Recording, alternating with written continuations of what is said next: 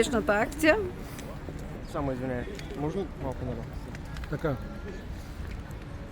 Днес от 6 часа сутринта на територията на областна дирекция Бургас в района на Първо районно, конкретно в квартал Победа, стартира специализирана полицейска операция, която е насочена по противодействие на битовата престъпност, както и на престъпления, свързани с изборните права на гражданите.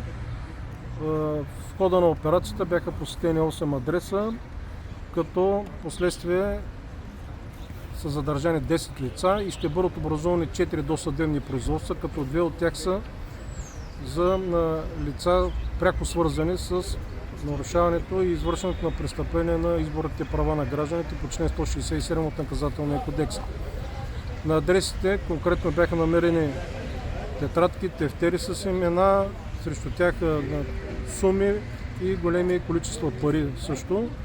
И другото, което е интересно в тази връзка, е, че тези лица на предни избори също са били активни и също по този повод са били задържани.